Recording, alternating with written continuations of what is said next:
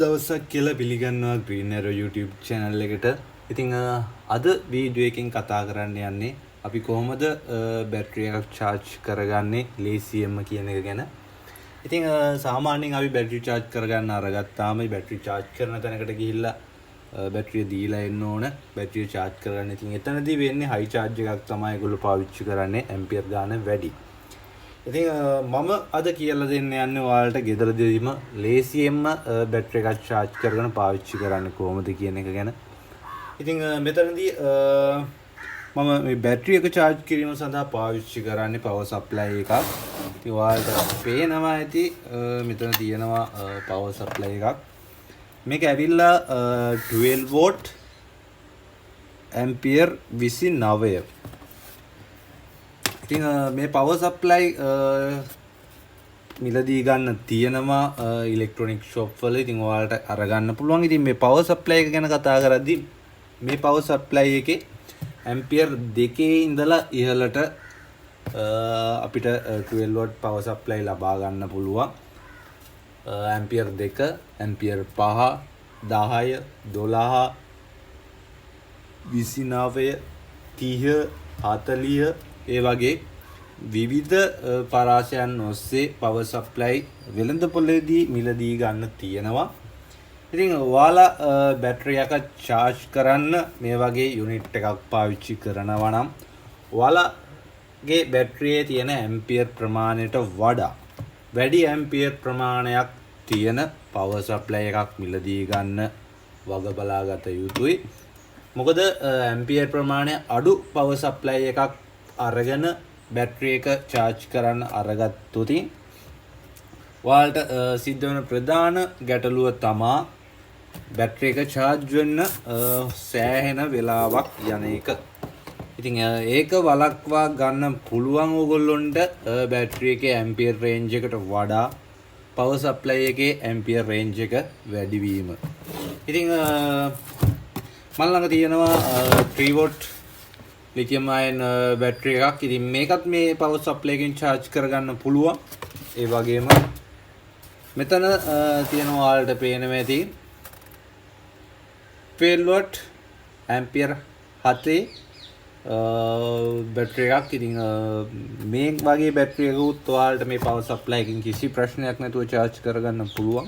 ඒ වගේම ඔයාලට පුළුවන් මේ power supply එක හරහා 3 wheel එක හෝ bike එක කාර් එක වගේ බැටරි එකක් charge කරගන්න. හැබැයි ampere range එක බැටරි ampere range එකට වඩා මෙයා ampere range එක වැඩි විය යුතුයි.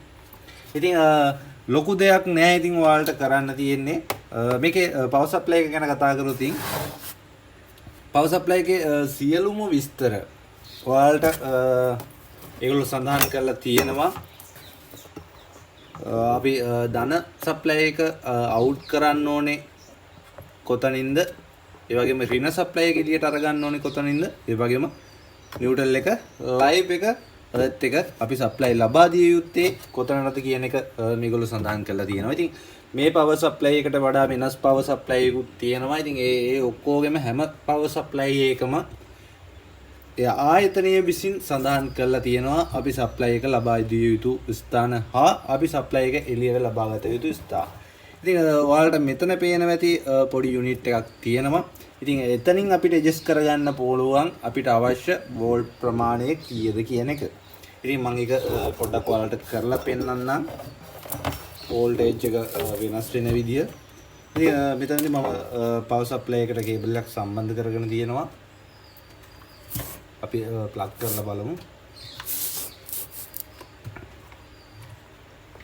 ඉතින් මතක් කරනවා Green Arrow YouTube channel එකත් එක්ක දිගටම එකතු වෙලා ඉන්න.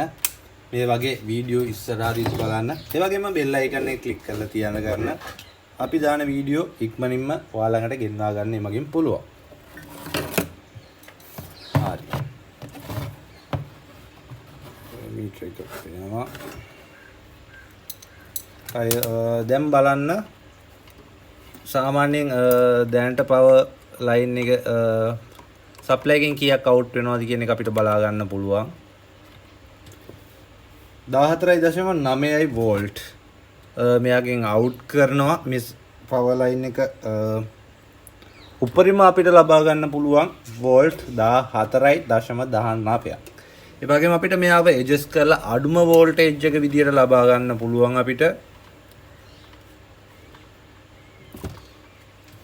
9.8 වෝල්ට්. ඉතින් ඔයාලට මේ පවර් සප්ලයි එක ගොඩක් වටිනවා LED ලයිට් පාවිච්චි කරන්න. ඒ වගේම ඕනම වැඩකට පාවිච්චි කරන්න පුළුවන් වෝල්ට් 9 ඉඳලා වෝල්ට් 14 දක්වා පරාසය තුල. ඉතින් මෙයා අපිට අවශ්‍ය වෝල්ට් ප්‍රමාණය මෙයාගෙන් ඇඩ්ජස්ට් කරගන්න හැකියාවක් තියෙනවා. ඉතින් මෙතනදී මම බැටරිය charge කරන්න පාවිච්චි කරන්නේ ඇම්පියර් 29 වෝල්ට් 12 පවර් සප්ලයි එකක්. ඉතින් මෙතනදී මම වෝල්ටේජ් එක ලබා දෙනවා 14 වෝල්ට් වගේ විදියට.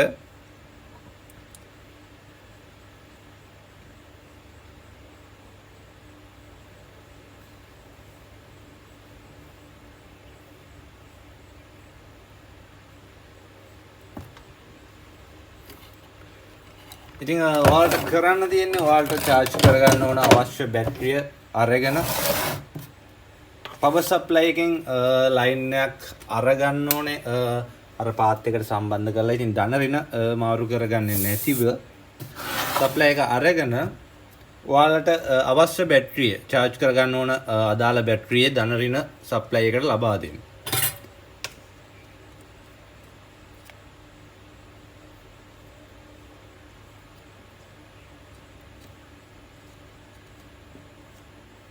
මේ විදිහට ලයින් එක ලබා දෙන්න තියෙන. ඉතින් වෙන කරන්න කිසිම දෙයක් නැහැ. ලේසියෙන්ම වැඩේ කරගන්න පුළුවන්.